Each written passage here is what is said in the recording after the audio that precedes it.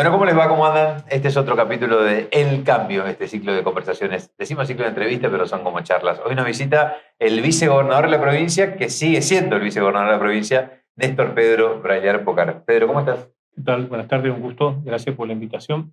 ¿Qué 2026 vamos a tener con la provincia de Corrientes? Yo creo que va a ser un año tranquilo. Eh, Hoy hay una serie de políticas públicas que están en plena ejecución. El compromiso de campaña, además porque conozco a los protagonistas, es continuar en esa línea de trabajo. Además hay una continuidad desde todo punto de vista. Y bueno, creo que muchas cosas que están a medio ejecutarse se irán concretando. Y obviamente espero que se empiecen a realizar algunas obras nacionales que son de necesidad inmediata, imperiosa. De las más rápidas tiene que ver básicamente con los temas viales.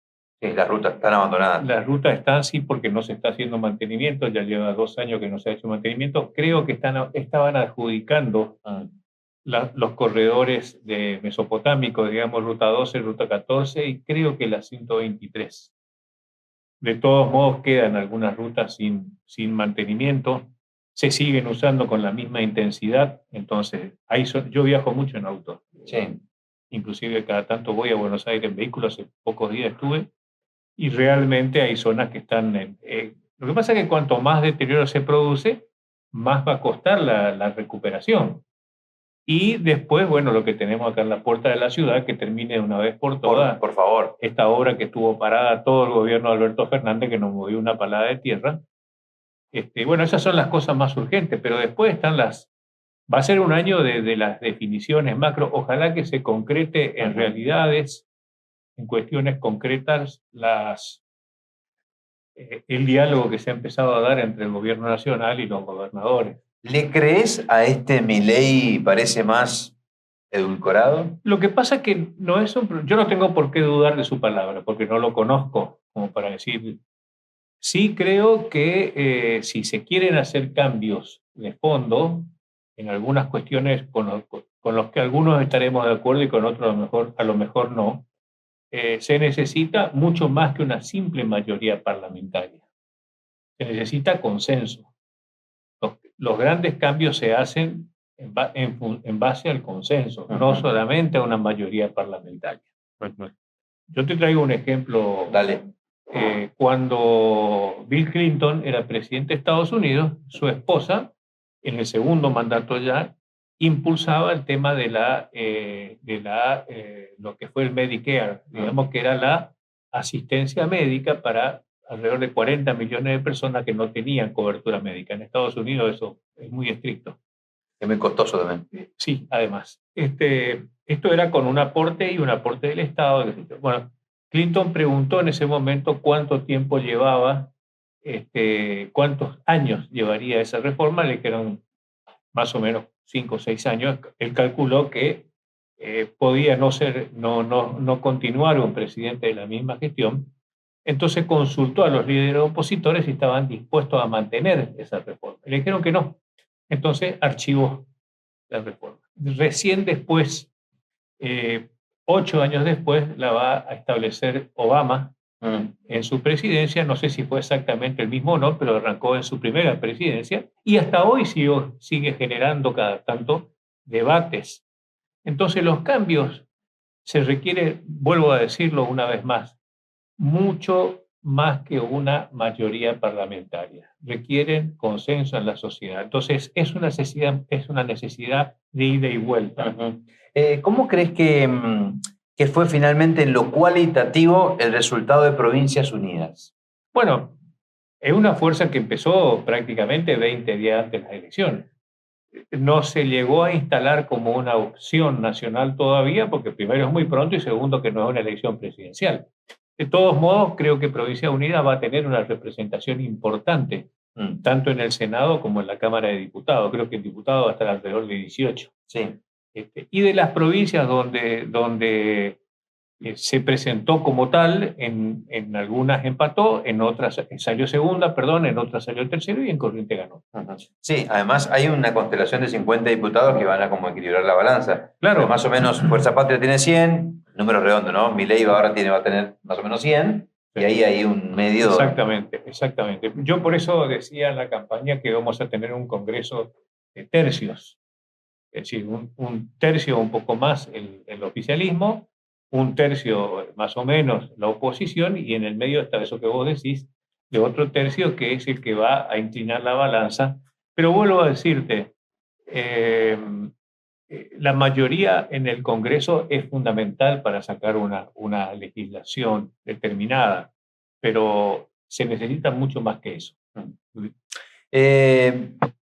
¿Hasta dónde estamos hoy económicamente consolidados o fortalecidos? Fue importante el apoyo de Estados Unidos, pero siguen diciendo que hay recesión, no aumenta el consumo, hay muchas industrias que no la están pasando bien, las economías regionales no están bien. La gente tiene miedo económicamente. Sí, sin duda, sin duda. Estamos todavía en una etapa de incertidumbre. Yo creo que en esa incertidumbre un sector muy importante de la sociedad decidió renovarle la confianza al gobierno nacional, por eso obtuvo un resultado electoral muy importante.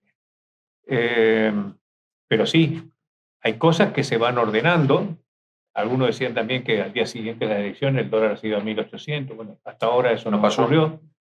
Pero sí, el gran problema sigue siendo que la gente, el ajuste lo sigue pagando la gente.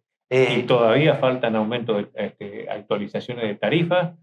Y eso no es culpa de este gobierno. Acordémonos que en la época del kirchnerismo, en el Gran Buenos en todo el ámbito del Gran Buenos Aires, Ciudad de Buenos Aires incluido, se pagaba en un departamento de un semipiso en Barrio Norte, pagaba por gas para cocina, calefón, calefacción, lo que nosotros pagábamos por una garrafita de 10 kilos.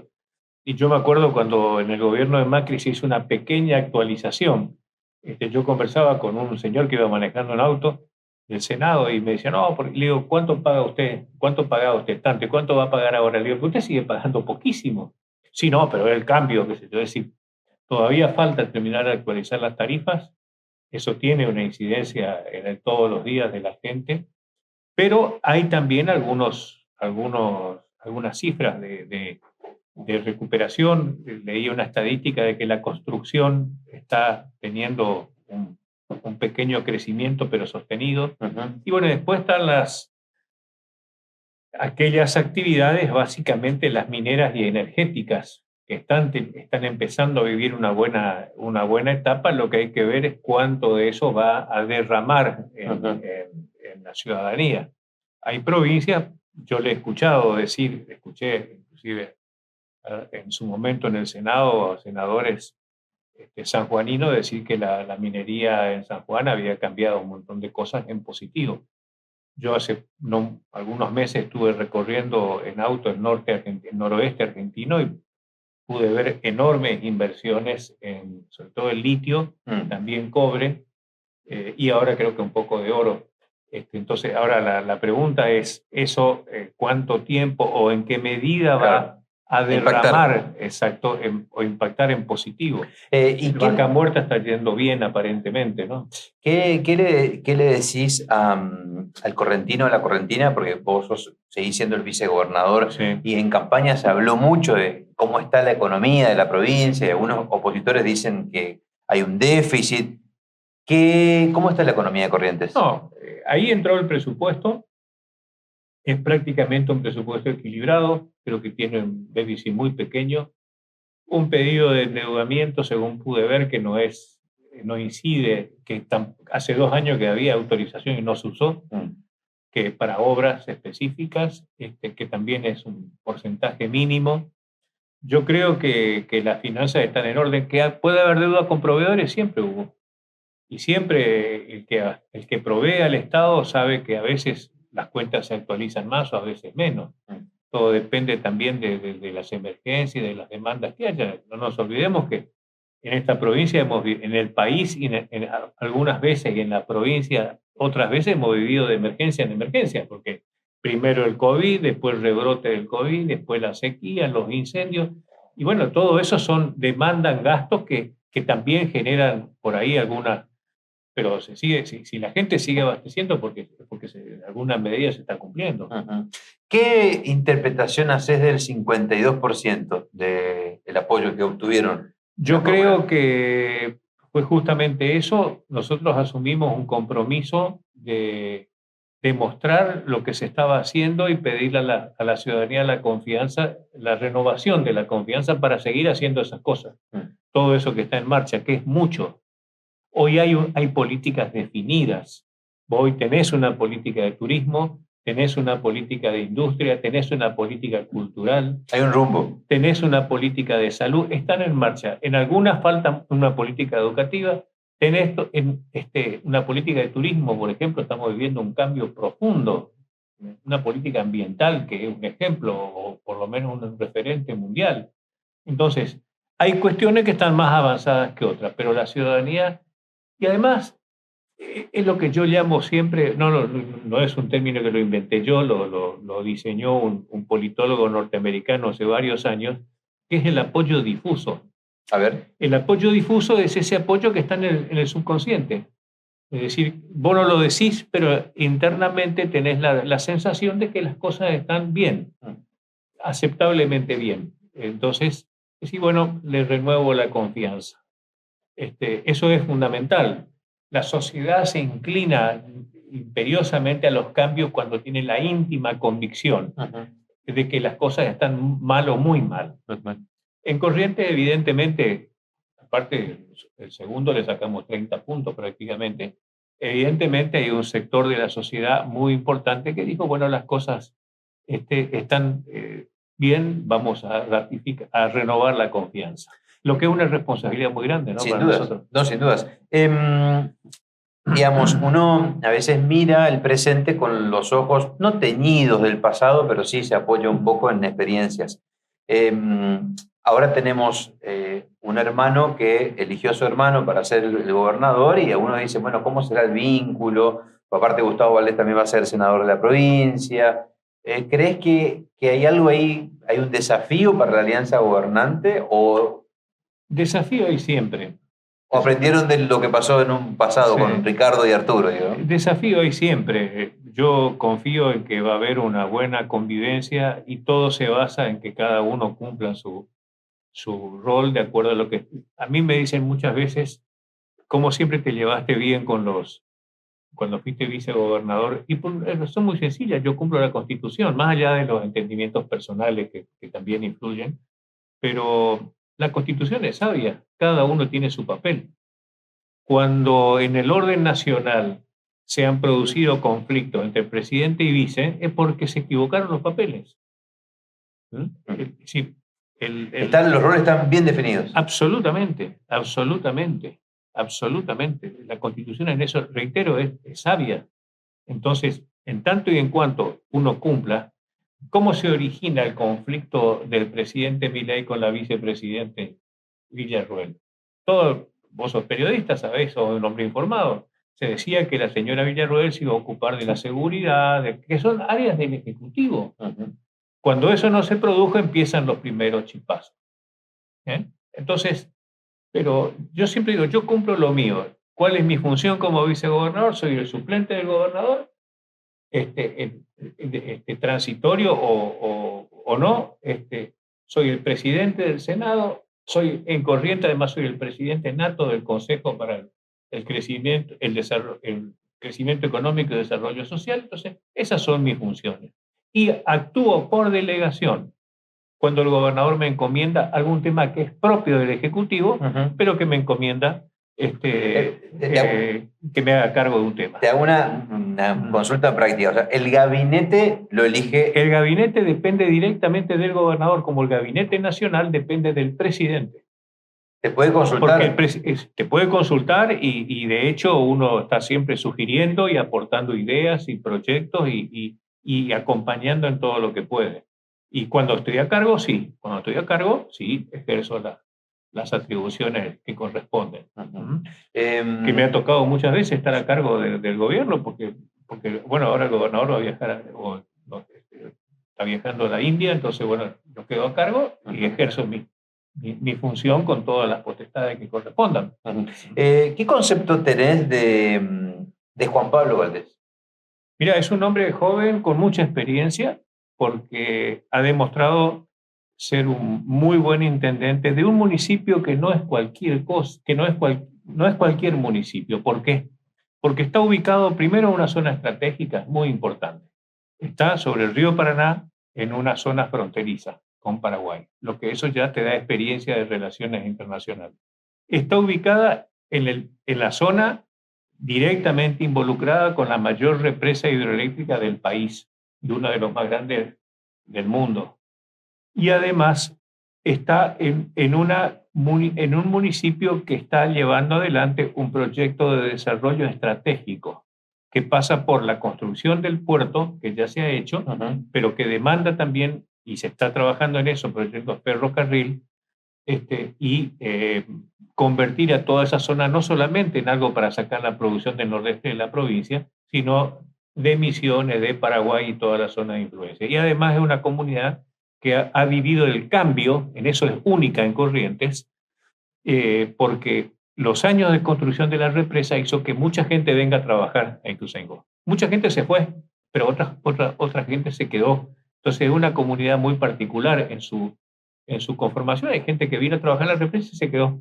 Entonces, todo eso da una experiencia muy grande. Él es un muy buen intendente y además ha sabido construir una muy buena relación con sus colegas del interior. Eso yo lo he podido ver. Bueno, hay una liga de intendente que también ha demostrado en la última elección la importancia territorial que tienen los intendentes. Los intendentes tienen, y en eso hay que aclarar para que se sepa, por lo menos para recordarlo. Hay provincias que tienen intendencias departamentales, como puede ser Mendoza, como puede ser provincia de Buenos Aires. Corrientes tiene, cada municipio es una intendencia. Y los intendentes tienen recursos que son propios, establecidos por la Constitución. Tienen coparticipación, un porcentaje de la coparticipación federal que se les acredita automáticamente. Tienen el impuesto inmobiliario urbano, es propiedad del municipio, que eso desde la reforma de 2007 de la Constitución, más las tasas por servicio, patentamiento de vehículos, etc. Entonces, hoy cada intendente es un administrador, yo siempre digo es una especie de mini gobernador. Claro. Entonces tiene su departamento legislativo, que es el Consejo Deliberante, la mayoría tienen juzgado de faltas, algunos tienen tribunal de cuentas, otros tienen convenio con el tribunal de cuentas de la provincia. Entonces, la experiencia, a mí me encanta. Yo he ocupado varios cargos, pero uno que siempre me quedó en el tintero, que intenté serlo, es la tarea de intendente. Es apasionante, porque además uno está en una relación directa con el vecino. Uno sale a la calle y estás a tiro también, todo el tiempo estás a tiro por eso digo, de demanda. La relación es eso, es apoyo y demanda, ¿no? Los chicos me marcan, creo que tenemos todavía unos minutos, porque quiero consultar, sos un apasionado de la política internacional. Sí. Y entonces, ahora estamos, digo, Estados Unidos, Scott Bessent o Donald Trump, son buenitos, están ayudando realmente a Argentina porque hay un presidente que es un superstar, como dicen ellos, o están haciendo negocio con la Argentina. ¿Cuál es la mirada? No, yo creo que, a ver, no es tan fácil de resumir, pero vamos a tratar. Durante mucho tiempo, Estados Unidos, sobre todo en las administraciones demócratas, llevó adelante una política de mantener buenas relaciones, por ejemplo, con Irán. Okay. Irán, sin embargo, sí firmó convenio, pero siguió adelante con su programa nuclear. Cuestión que yo considero altamente peligroso. El único país que agredió militarmente a civiles argentinos fue Irán, porque el atentado a la AMIA es organizado y gestado por oficiales del ejército, del gobierno iraní a población civil argentina. Eso yo lo dije en aquel momento y lo repito todas las veces que pueda. Entonces, hubo una especie no digo abandono, pero de no tomar en cuenta lo que es la América Latina. Y en América Latina ingresó, como en África, ingresó ese país que milenario, que empezó a crecer económicamente en base a grandes inversiones extranjeras, ¿no es cierto? Porque la economía china crece por las inversiones, estamos hablando de China, con un régimen político de partido único. Un régimen político de partido único. Al principio, el trabajador chino ganaba $30 por mes. Después, China empezó a incorporar a la clase media un promedio de 30 millones de personas por año. Y ahora, China empezó a desarrollar desde hace algunos años el potencial militar, que eso no estaba en un comienzo. Está fabricando portaaviones, que es un arma estratégica, está fabricando jets de última generación, está fabricando misiles, está fabricando... Como que se estuviera preparando, ¿no? Entonces, hoy se empieza a vislumbrar un mundo bipolar que ya no es Rusia-Estados Unidos, sino China-Estados Unidos. Okay. Porque además hay una competencia económica. China, si vos tomás, cuando se creó el G7, hace creo que 30 años atrás, o tomás las 10 economías más grandes del mundo, hace 20 años atrás China no existía. Y hoy es la número 2 y con aspiraciones de ser la número 1. Entonces, en ese contexto, ¿qué pasó en la América Latina? China empezó a meterse, yo el caso de África sé que es así, pero no lo conozco tanto. Pero en el caso de América Latina, China empezó a meterse con la diplomacia amigable y con la amistad de algunos. Acá, por ejemplo, construyó en la Bajada del Agrio, provincia de Neuquén, una base de observación satelital. Todo estaría muy bien, pero hay una cuestión que ofrece duda. Está operada esa base por el ejército chino, no por la agencia espacial, por el ejército chino. En Perú hizo el puerto más grande de América del Sur. Estados Unidos se dice... Entonces Estados Unidos, ¿qué empezó Trump? Empezó a recuperar aliados. Eso es lo que yo creo que hizo. Y y necesariamente tiene que solucionar conflictos. Por eso yo creo que avanzó mucho, todavía no está solucionado el conflicto del Medio Oriente. Exactamente. Pero por lo pronto los rehenes volvieron a su casa, que era una cosa que en un momento dado parecía un imposible. Sí. Se firmó un acuerdo que hay que ver si se sostiene en el tiempo. Se firmó un acuerdo, hubo un alto el fuego, hubo un alto el fuego, que eso es fundamental porque estaba muriendo mucha gente. Supongo que eso pone un poco de paño frío en el otro eventual escenario de guerra que podía ser China con Taiwán, y evidentemente Trump está decidido a ver si puede lograr que termine la guerra entre Rusia y Ucrania. En ese contexto de Trump tratando de recuperar alianzas y posiciones en el mundo, nos da una mano a nosotros que tenemos un conflicto no bélico, sino económico. Exactamente, pero además porque tiene un presidente que ha dicho claramente que es aliado de Estados Unidos. Fíjate vos que a los pocos días porque siempre el aliado tradicional desde la Segunda Guerra Mundial fue Brasil. Hubo un presidente que se llamó Richard Nixon que dijo: donde va Brasil va América Latina.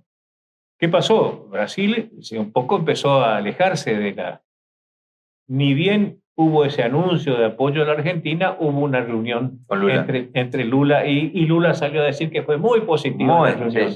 Espectacular. Están renegociando los aranceles ahora. Sí.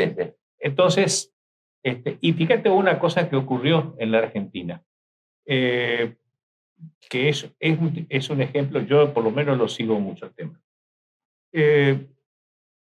En la década del comienzo de mediados de los 2005, 2007, por ahí no me acuerdo bien, Argentina pierde capacidad en su fuerza aérea de aviones supersónicos.